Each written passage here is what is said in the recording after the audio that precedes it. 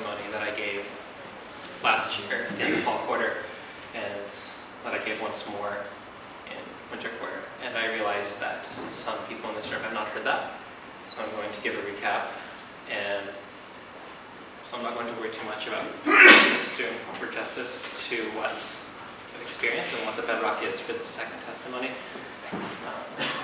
Because really, as Christians, we should all be about grace, and God's given me more than enough justice in my life, as the second part of this will reveal. So I began experiencing depression when I was in 7th grade, and it escalated very monotonically until my 3rd year in college. And in my 2nd year in college, it really brought me to a point where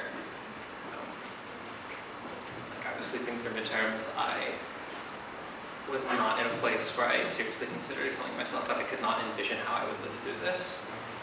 And though I could not envision taking my life for the sake of everyone else who I knew cared for me, I did not want to wake up. And so when I went home for 2nd year, I went through an immense period of not just mending, but I went through the worst of those experiences. And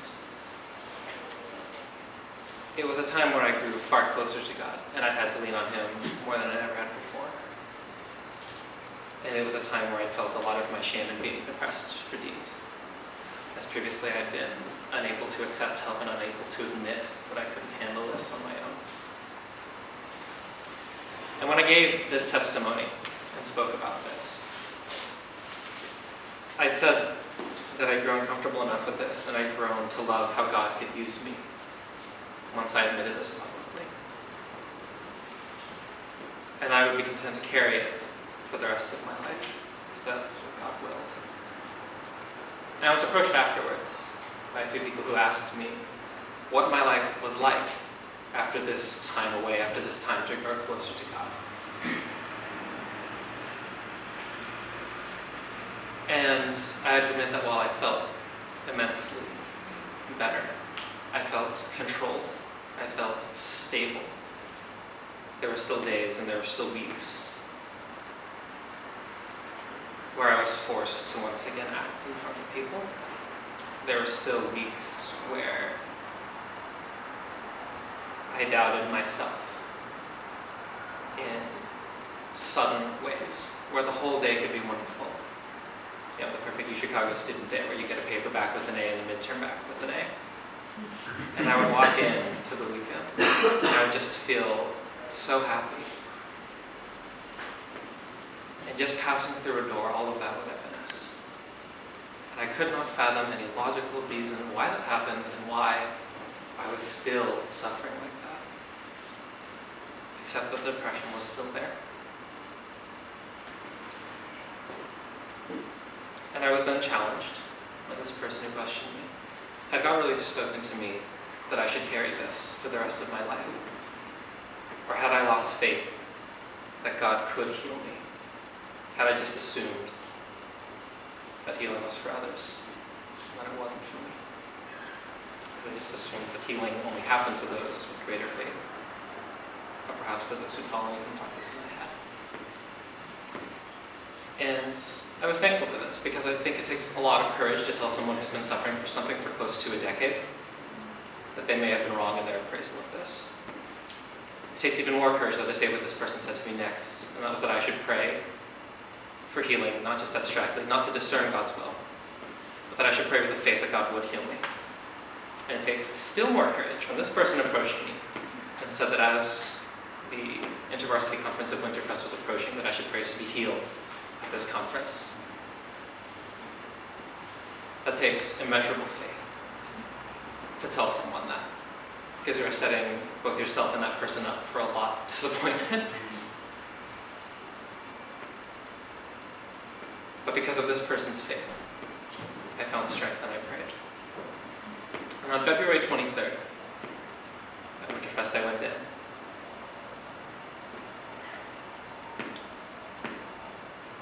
And I prayed a lot just during worship. And it was over the course of about 5 minutes, I felt an immense lightening of my soul. Those of you, very few of you who might know me, know that I do not forgive myself very easily. I keep track of mistakes that I make. I keep track of mistakes that I have made years in the past, not just serious things, but minor ones. On February 23rd, before that worship session, I could have recited to you about 30 to 40 questions that I had missed that I felt I should have gotten right.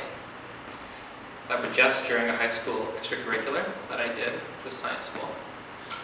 I could have told you what these questions were, and I could have told you what all of their answers were, and I could have told you what my mistake was and why I made that mistake and why I shouldn't have done that and why I could not let that go. And all of a sudden, one by one, I found myself being able to finally forget everything that I couldn't let myself go. And I felt analogous to unshackled. And the words that I heard from God were that from now on, your life will be different. You and I are one. You and I are we.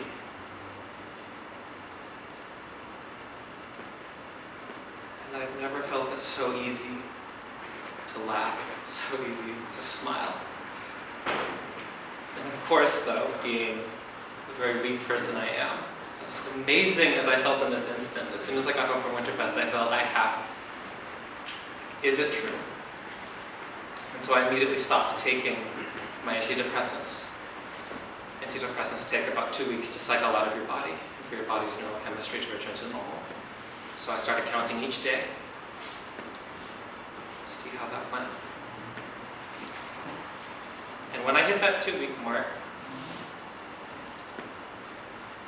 day 14, March 9th, I went in my room and I cried, and I cried a lot, because not one day had I felt broken, not one day had I felt the need to act, not one day had I walked through and felt everything choked out of me at a moment's notice with no way to get it back.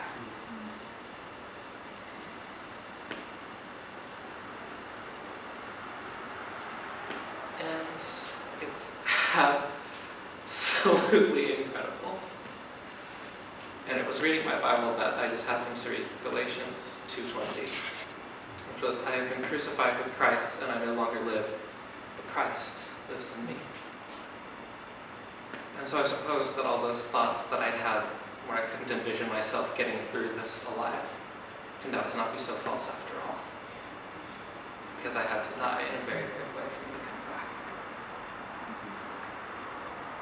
And being healed, I think it's easy to assume that being healed from depression, the thing I'd be most happy about, just be that I can be happy, that I can smile, that I can laugh. But I think that's really the thing I'm third happiest about. The second thing would be sorrow. Because when I was depressed, especially when I was stable, I would run from sorrow. I would run from something that threatened to make me sad. Even when I was consoling people and comforting people, I demanded of myself that I could not let myself try to too seriously empathize with them, for fear that this would set me off, that this would ruin me, that I was making a mistake. Sorrow was bundled with fear in a very wretched way, and it prevented me from loving people. It prevented me from loving myself. It prevented me from being honest with myself about circumstances that happened to me. Being able to experience sorrow and to not be afraid of it has allowed it to become an immensely cleansing fact in my life. Christ cried in Gethsemane. If Christ cried, then who am I to put myself above it? Who am I to put myself above sorrow? To finally being able to incorporate that back into me has been wonderful. The thing I'm most excited for, though, a little complicated, and it's something I couldn't quite crystallize into a few succinct sentences. My weakness, my depression, the thing that forced me to take a break from college, the thing that prevented me from helping people as much as I could, the thing that has led to an immense amount of pain at the hands of my family, at the hands of people I've neglected, has become my greatest strength. It has so far surpassed every other talent that I've had in how now I can help others and how I can serve God. God has wrought this within me at the age of 21. And I'm so immensely excited now that He's done this to see what happens, not just in the rest of my life, but in each and every single day, in each and every single hour. Because the biggest thing I've learned from this is that it's not about being healed. It's not about just getting better. It's not about just reaching out to one or two more people. It's about all of these things falling one after another. Tonight's theme was the journey with Christ. And I'm most excited for what He does next in me, next in all of us, and how He takes all of my weaknesses and redeems them to be things stronger than beyond what I could have possibly imagined, and how I will have the privilege to see the weaknesses of all those around me too, redeemed to be amazing, amazing strengths. My life is testimony that God heals, that God loves each and every one of us, that our names are inscribed in His palms. My life is testimony to how one person can make an immense difference in someone else's life by having the faith to go to them and tell them the things they thought couldn't possibly happen.